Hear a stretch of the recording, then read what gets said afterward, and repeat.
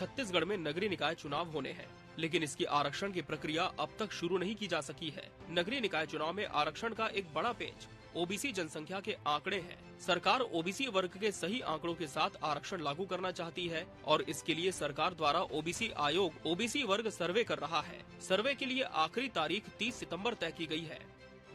OBC आयोग का सर्वे 5 पन्नों का सर्वे, 54 कॉलम में ली जा रही जानकारी, आयकर और बैंक खातों की जानकारी, संपत्ति जमीन की जानकारी, शैक्षणिक स्थिति की जानकारी, इन सारी जानकारियों को इकट्ठा कर सरकार ओबीसी को लेकर एक मजबूत प्लान बनाने जा रही है। निकाय और पंचायत चुनाव में पिछड़े वर्ग के आरक्षण के लिए सर्वोच्च न्यायालय के आदेश के अनुरूप छत्तीसगढ़ राज्य पिछड़ा वर्ग कल्याण आयोग का गठन किया गया है। आयोग सर्वे का काम कर रही है और आयोग की रिपोर्ट के आधार पर नगरीय निकाय और पंचायतों के आरक्षण पिछड़ा वर्ग के लिए निर्धारित होगा। ओबीसी वर्ग के इस तरीके के सर्वे को लेकर छत्तीसगढ़ में सियासी जंग छिड़ गई है। आरक्षण और सर्वे को लेकर अलग अलग राय कांग्रेस और भाजपा की हमेशा से रही है। अब कांग्रेस ने इस सर्वे पर सवाल खड़े करते हुए इसे राहुल गांधी के दबाव का असर करार दिया है। देखिए, हमारे नेता माननीय राहुल गांधी जी ने लगातार जातिगत जनगणना का मसला उठाते आए हैं और पूरे देश में इसका समर्थन भी मिल रहा है। बाकी विपक्षी दल भी चाहते हैं, लेकिन केंद्र सरकार क्यों नहीं चाहती है? यहां तक कि आरएसएस ने भी कहा कि जातिगत जनगणना होना चाहिए। केंद्र सरकार को अपने विचार रखा, मतलब ओबीसी का ही क्यों? हम तो चाहते ओबीसी को होना चाहिए, लेकिन एक का ही क्यों?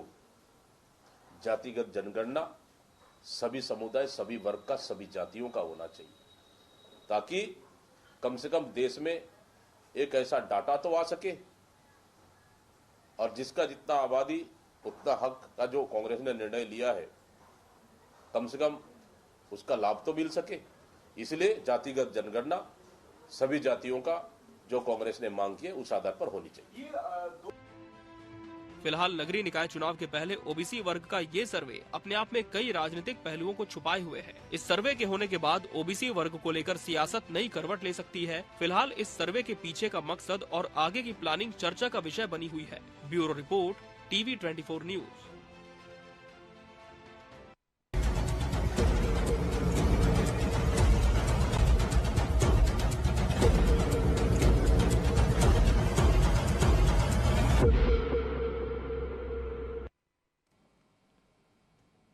नमस्कार, मैं हूं मोहन तिवारी। आज के मुद्दे में आपका स्वागत है और आज का मुद्दा हमारा आधारित है प्रदेश में हो रही ओबीसी समाज के विशेष सर्वे पर।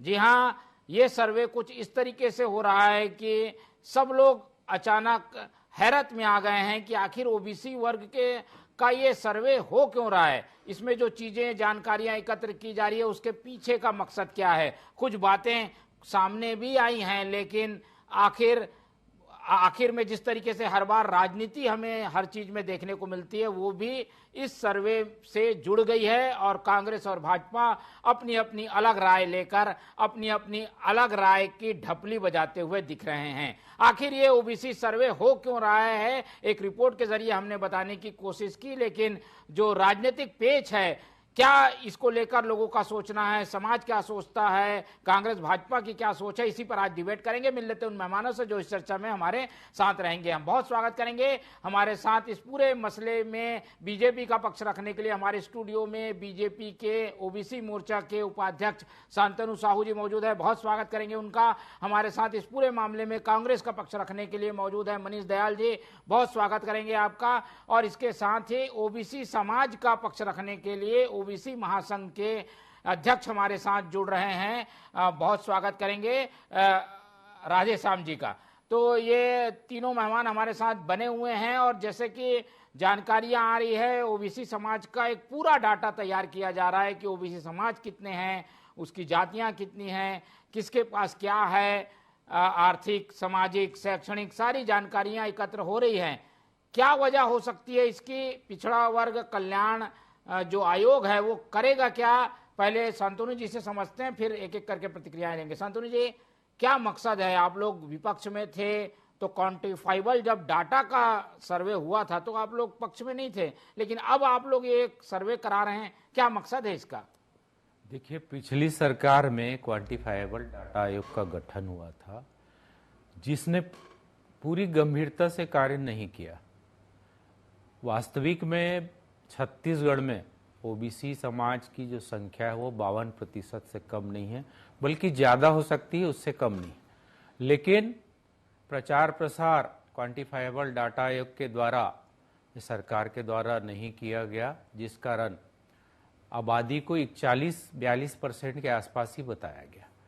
तो अभी वर्तमान में जो हमारी सरकार है, उन्होंने एक पिछड़ा वर्ग कल्याण आयोग का गठन किया है और फिर से सर्वे के लिए, पिछड़ा वर्ग के समाज के सर्वे के लिए कितनी आबादी है, मैं दावे के साथ कह सकता हूं कि 50-52% कम से कम तो है, उससे ऊपर की आबादी भी हो सकती है अगर एक एक गंभीरता से और प्रचार प्रसार के साथ इसका जो है सर्वे किया जाए तो। और इसलिए उसका गठन क्वांटिफाइबल डाटा आयोग की तरह ही पिछड़ा वर्ग कल्याण आयोग का भी गठन किया गया, ताकि जो पिछड़ा वर्ग समाज के भाई बंधु है, जो यहाँ पे 107 जातियों का समूह है छत्तीसगढ़ में, पहले 95 था, उसमें 12 और शामिल हुए थे, उनका सर्वे, सभी तरह का सर्वे, आर्थिक, शैक्षणिक, सामाजिक, इस तरह का सर्वे उनके साथ करके आने वाले जो चुनाव हैं, आगामी नगरीय निकाय चुनाव, पंचायत चुनाव, उसके आधार पर उसका आरक्षण किया जा सके। ठीक है, इसका उपयोग आप लोग क्या करेंगे? कोई नई योजना आने वाली है या केवल आरक्षण तक ये सीमित रहेगा सर्वे?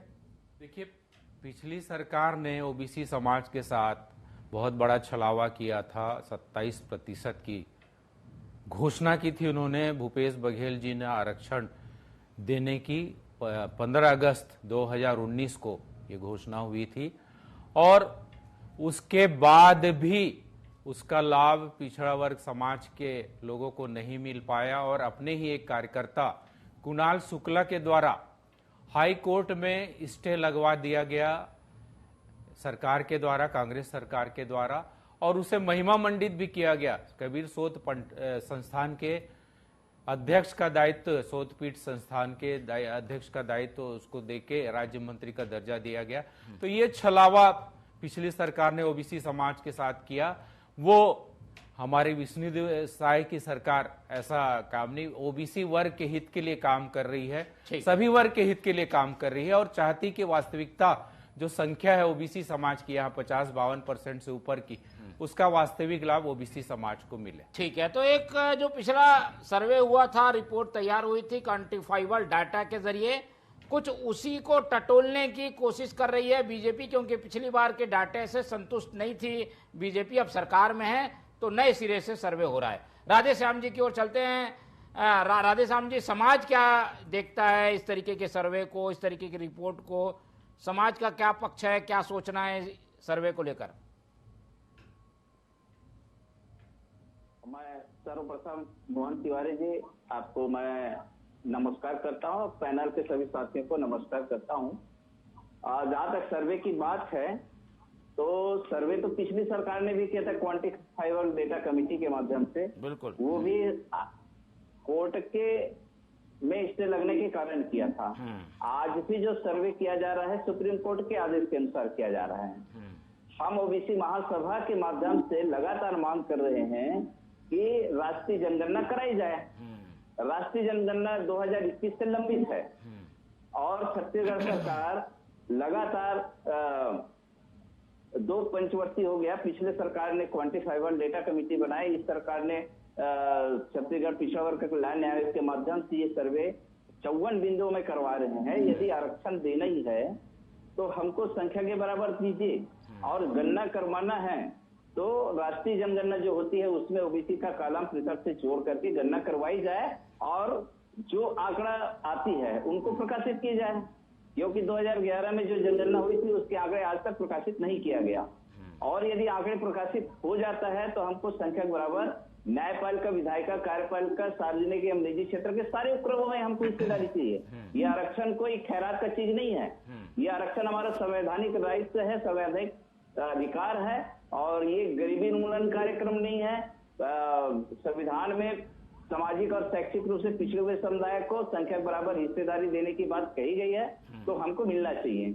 आज जो कि सरकार द्वारा ये काम नहीं कर रही है, सरकार इस भोले भाले समाज के साथ हमेशा छल किया है। पिछली सरकार ने 27% आरक्षण का घोषणा किया, उन्होंने भी हमारे साथ खेल खेला, और वर्तमान सरकार आज सर्वे करवा रही है। क्या जी बोलिए बोलिए। क्या गारंटी है कि आज, जैसे कि आप सबको विदित होगा, नगरीय निकाय का चुनाव दिसंबर में होना है, आचार संहिता लग जाएगा, 30 सितंबर तक ये सर्वे किया जाना है।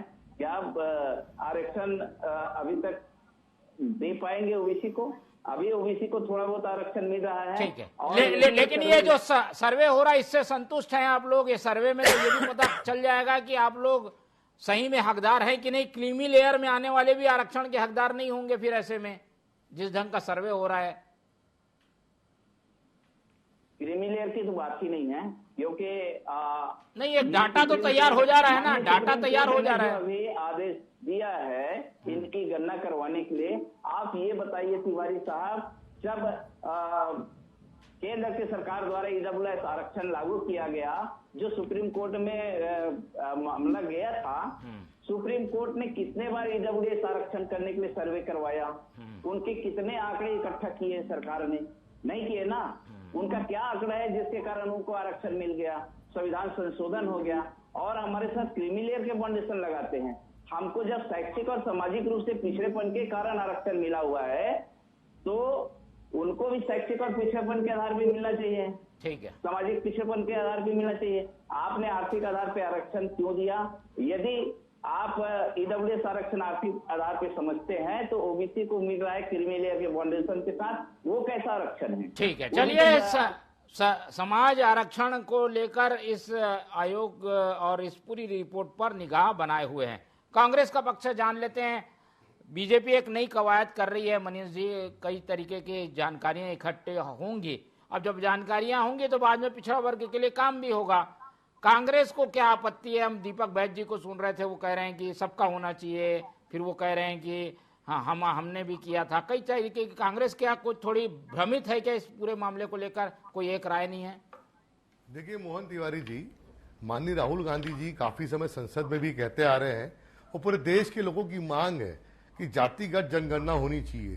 काफी सालों से जातिगत जनगणना नहीं हुई। अभी ये नहीं कह सकता कौन कितना वर्ग कितना है। अभी यदि आप ताजा स्थिति देखेंगे, जो बता रहा है 42% पूरे देश में ओबीसी वर्ग है, छत्तीसगढ़ में 38-40 वर्ग, लेकिन बाजू हमारे ओबीसी के भाई साहब बैठे होंगे, उनका कहना 52%। लेकिन वो कितने परसेंट है, वो जब तक क्लियर नहीं होगा, जब तक जातिगत जनगणना पूरी देश की नहीं होगी। सिर्फ ओबीसी वर्ग की करने से, जो कि सुप्रीम कोर्ट का आदेश है, आरक्षण का मैटर है यहाँ पे, इसलिए सुप्रीम कोर्ट ने कहा कि आप जनगणना करिए कितने ओबीसी वर्ग के लोग हैं।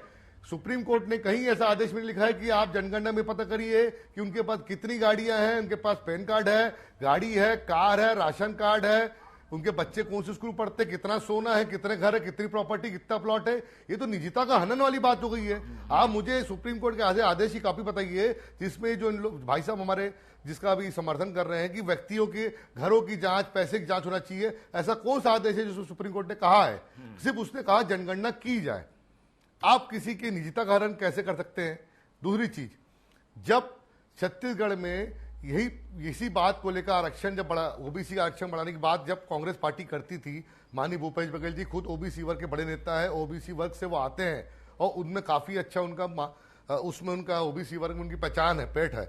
उन्होंने इस बात को उठाया था, तब यही भारतीय जनता पार्टी, यही आरएसएस के लोग कहते थे कि आरक्षण खत्म होना चाहिए, ओबीसी वर्ग को अलग से आरक्षण नहीं दो, वैसे आरक्षण कम हो गया है, आपने एसटी को दिया, एससी को दिया। आज वही ओबीसी के साथ खड़े हो गए हैं। उन्हें मालूम है कि छत्तीसगढ़ में सबसे बड़ा वर्ग जो ओबीसी है।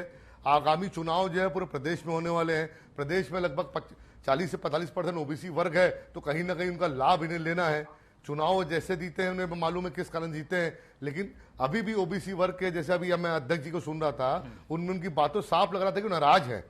आरक्षण को लेकर, क्योंकि सिर्फ सरकार जो है भारतीय जनता पार्टी इससे पहले भी ओबीसी के खिलाफ ही रही है। ठीक है, चलिए, तो कांग्रेस तो जो है वो चाहती है कि इसमें पारदर्शिता हो और केवल ओबीसी का कहीं क्यों, सबका अगर डाटा सामने आएगा तो अच्छी से अच्छी नीतियां बन सकेंगी। बीजेपी की ओर चलते चाहता हूं मोहन भाई की जिस हिसाब से ओबीसी का हो रहा है, चलिए अभी सुप्रीम कोर्ट का आदेश है, मैं मुख्यमंत्री से निवेदन करता हूं कि इसके बाद चुनाव हो जाएगा, चुनाव के बाद आप कम से कम अपने राज्य में तो पहल करिए कि जातिगत जनगणना करें, कितने दलित है, कितने आदिवासी हैं, कितने अल्पसंख्यक है, कितने सामान्य वर्ग में कितने ओबीसी है, वो चिन्हांकित हो जाए, लेकिन उनकी पर्सनल चीजों को ना पूछे, उन निजता का हनन ना करे। ठीक है, आप भी लगातार संतोष जी ओबीसी वर्ग से जुड़े हुए हैं, इस तरह की फीडबैक आती होगी कि बीजेपी सरकार में क्या चल रहा है, एक राय क्या बन रही है इसको लेकर, सर्वे हो रहा है, मतलब कुछ ना कुछ तो अंदर खाने पक रहा है। ये जो निजता का उल्लंघन ऐसा कुछ नहीं है, ये सब अफवाहें हैं। मैंने वैसे तो देखा नहीं है जो 54 पेज का है, 54 कॉलम है जो 5 पेज का, लेकिन मुझे लगता है कि अफवाह ज्यादा, इसमें राजनीति ज्यादा हो रही है ओबीसी वर्ग के साथ। 60 साल कांग्रेस रही सत्ता में, कभी उन्होंने चिंता की ओबीसी वर्ग की, कभी आरक्षण को लागू किया। जब वीपी सिंह प्रधानमंत्री बने उस समय उन्होंने मंडल कमीशन को बनाई और मंडल कमीशन ने के बाद यह आरक्षण ओबीसी वर्ग के लिए लागू किया गया। तो हमेशा कांग्रेस ने ओबीसी वर्ग के साथ भेदभाव किया है, कभी कांग्रेस ने हित नहीं चाहा है ओबीसी वर्ग का।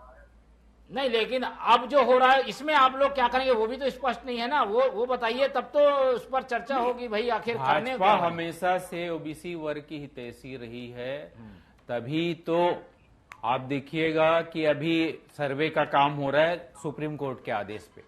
ठीक है, हो रहा है सुप्रीम कोर्ट के आदेश पे, लेकिन एक एक चीजों का सर्वे हो जाएगा कि इस वर्ग में कैसे कैसे वर्ग के लोग हैं, किस तरह के स्तर के लोग हैं, उसके बाद जो है डेटा पूरा सामने आ जाएगा और उस आधार पे जो भी चुनाव होंगे आने वाले समय में और जो भी नौकरी में, वो सब आरक्षण का प्रावधान सरकार द्वारा किया जाएगा। इस तरह से उनकी सरकार की मंशा है। ठीक है, सरकार की मंशा यही है कि ओबीसी को ज्यादा से ज्यादा फायदा हो, कोई भेदभाव जैसी स्थिति ना हो, जितना उनका हक है वो मिलना चाहिए। राधे श्याम जी, अब एकदम से आप लोग चाहेंगे कि हम जितनी जनसंख्या है उतना मिल जाए, तो आपको 52% मिल जाएगा, फिर आदिवासी 32-33% वो हो जाएंगे, फिर हमारे एससी वर्ग के हैं वो हो जाए, बचेगा क्या फिर ऐसे में?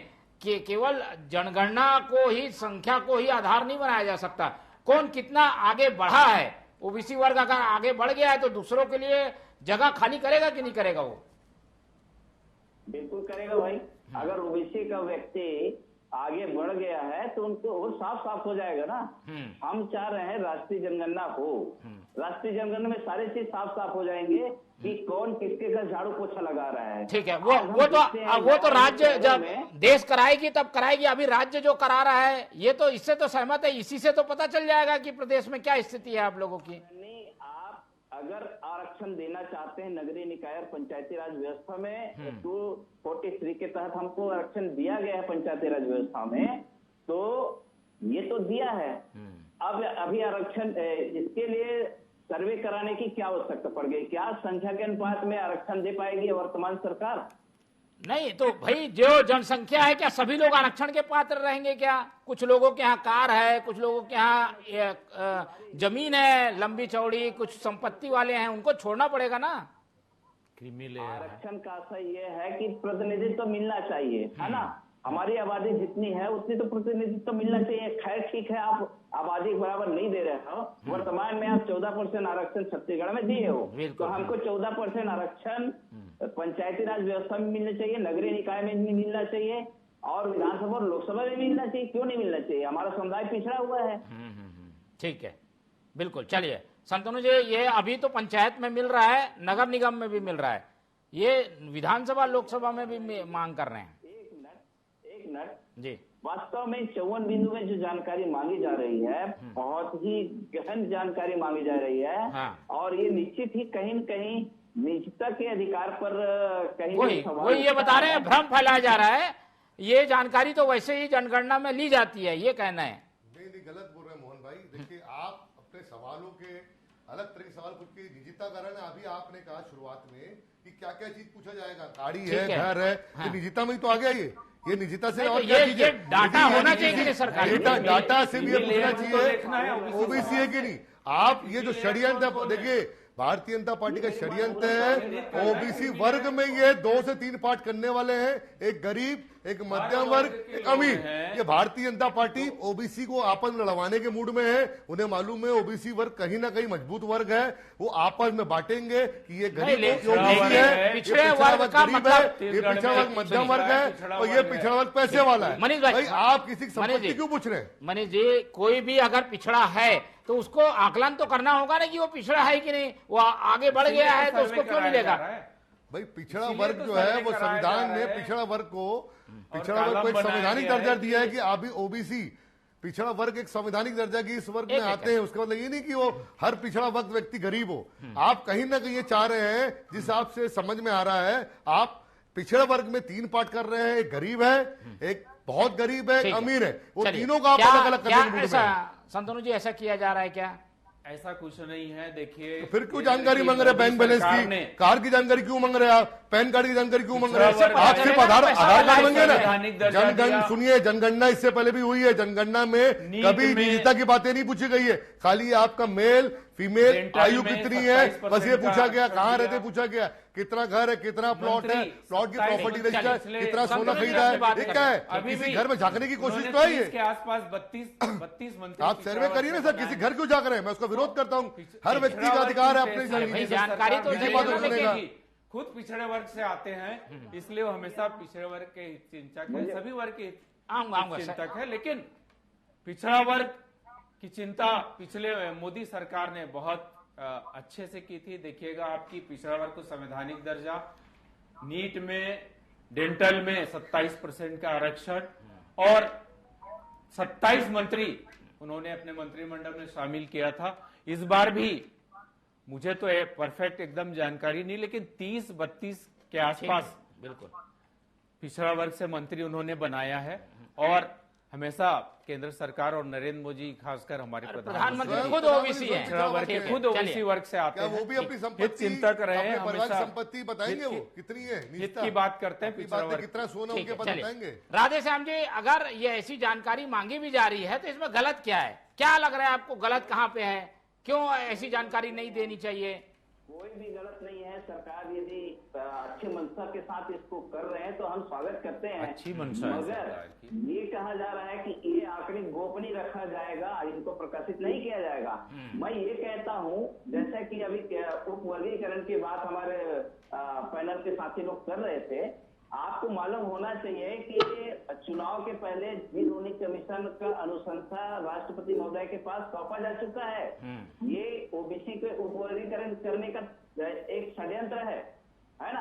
आप ये बताइए, ओबीसी को अभी 27% आरक्षण 93 में मिला है केंद्र में, और अधिकतम 27% मिलना चाहिए, अधिकतम सीमा है। मध्य प्रदेश में 14% आरक्षण हमको मिला, जो अभी तक छत्तीसगढ़ में लागू है।